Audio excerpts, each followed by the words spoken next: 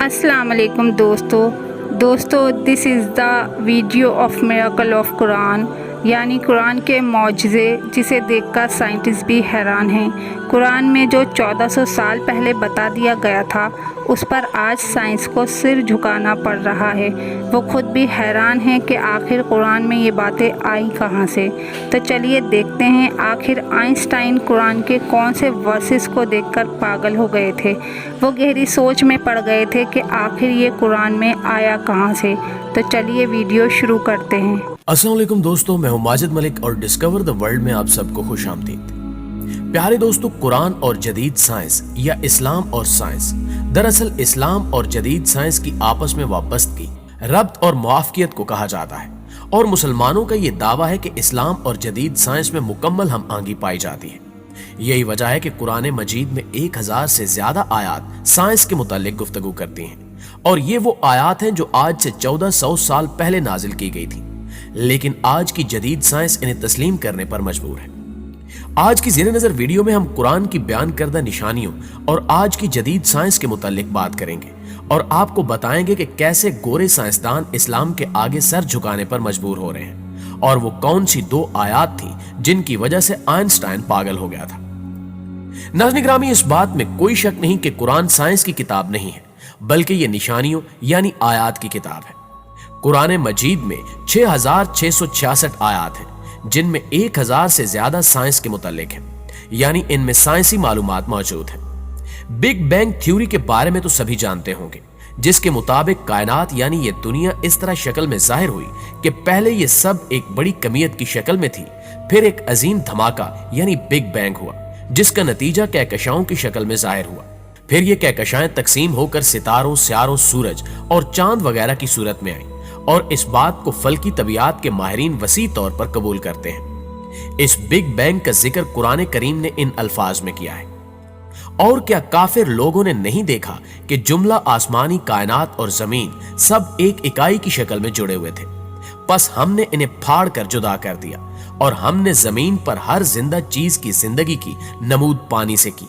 तो क्या वो इन हकायक से आगाह होकर अब भी ईमान नहीं लाते? दोस्तों, रब्बे कायनात ने यहां तख्लीके कायनात के बहुत बड़े राज से बहुत ही आसान अल्फाज में पर्दा उठा दिया है कि जिन सवालात के जवाब इंसान बरसों से तलाशता फिर रहा है, वो ऐसे नपे तुले अंदाज में अता कर दिए गए कि अकल हैरान रह जाती है। और तो और ये भी बता दिया कि ये देखने वाले कौन लोग हैं। साइंस का मानना है कि बिग बैंग से कबल कायनात और इसमें मौजूद हर चीज लामौजूद हालत में थी। साइंसी जुबान में इसे सिफर हुज्जम और लामहदूद कसाफत के तौर पर बयान किया जाता है। इस सिफर हुज्जम से एक धमाका हुआ और इस धमाके के पहले सेकंड के 1,00,000वें हिस्से में कायनात बेशुमार अंदाज में फैल गई और इस धमाके के नतीजे में मादा, तवानाई और वक्त आजाद हुआ।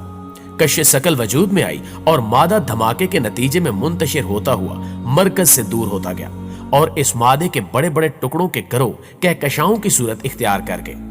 बिग बैंग के वक्त का तखमीना तकरीबन 11 से 20 अरब बरस कबल का वक्त लगाया जाता है, जबकि मोहतात अंदाजों के मुताबिक बिग बैंग का ज़हूर आज से 14 अरब बरस कबल हुआ था। ये बड़े टुकड़े बुनियादी तौर पर हाइड्रोजन के बने गैसी मरगोले थे जो धमाके के मकाम से दूरी की जानिब सफर के लिए पूरी कुव्वत से जलने लगी।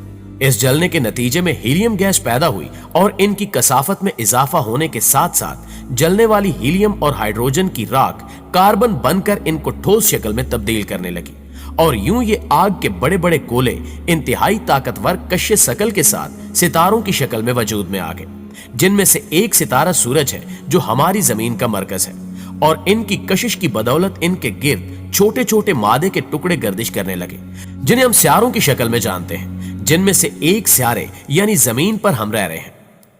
नाज़रीन ग्रामी, 1925 में अमरीकी माहिर तबियात एडोन हबल ने इस अमर का मुशाहिदाती सबूत फराहम किया था कि तमाम कहकशाएं एक दूसरे से दूर हट रही हैं, जिसका मतलब यह हुआ कि कायनात फैल रही है।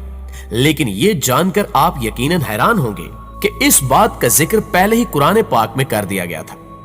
कुरान पाक में कायनात की फितरत और खासियत के हवाले से क्या इरशाद होता है, और आसमानी कायनात को हमने बड़ी कुव्वत के जरिए बनाया और यकीनन हम इस कायनात को वुसअत और फैलाव देते जा रहे हैं।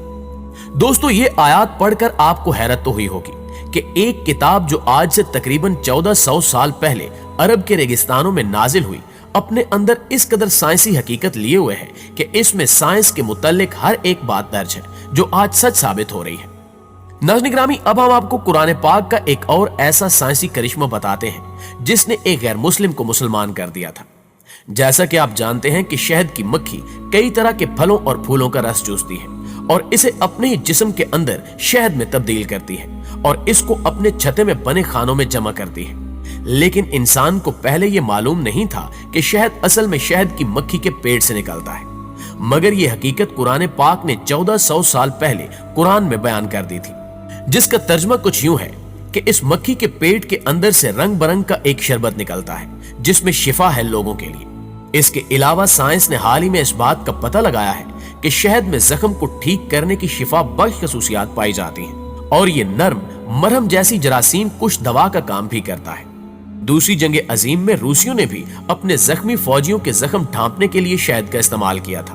कैरोल नामी एक मसीह राहबा नन ने बरतानवी शिफाखानों में सीने और अल्जाइमर नाम की बीमारियों में मुब्तला इन नाकाबिले इलाज मरीजों का इलाज परपोलस नामी मादे से किया। इसके साथ साथ शहद में विटामिन के फ्रिक्टोज जख्म को ठीक करने की ताकत और जख्म को फफूंदी नहीं लगने देता, जख्म के निशान खत्म करता है और इसके अलावा बहुत कुछ। लेकिन कुरान में शहद की इस तश्कील और खसूसियात के बारे में जो इल्म दिया गया है उसे इंसान ने नज़ूले कुरान के सदियों बाद अपने तजुर्बे और मुशाहिदे से दरियाफ्त किया है। दोस्तों, पहले यह समझा जाता था कि दर्द को महसूस करना सिर्फ और सिर्फ दिमाग पर मुनहसर है, मगर साइंस ने जब तरक्की की और इस पर दरियाफ्त की तो मालूम हुआ कि जिल्द में दर्द को महसूस करने वाले आखसे होते हैं। अगर ये खुलियात ना हो तो इंसान दर्द को महसूस करने के काबिल नहीं रहता। लेकिन अल्लाह ताला ने कुरान पाक में बहुत वाज़े अल्फाज में दर्द के आखजों की मौजूदगी के बारे में बयान फरमा दिया था कि जिन लोगों ने हमारी आयात मानने से इनकार कर दिया है उन्हें बिल यकीन हम आग में झोंकेंगे और जब उसके बदन की खाल गल जाएगी तो उसकी जगह दूसरी खाल पैदा कर देंगे ताकि वो खूब अजाब का मजा चखें। अल्लाह बड़ी कुदरत रखता है और अपने फैसलों को अमल में लाने की हिकमत को खूब जानता है। नाज़रीन ग्रामी, इन सब कुरानी मौजूदात के बाद भी अगर कोई कहे कि मजहब साइंस के बगैर कुछ नहीं तो यकीनन वो पागल ही होगा। जैसा कि आइंस्टाइन ने कहा था कि साइंस मजहब के बगैर लंगड़ी है और मजहब साइंस के बगैर अंधा है।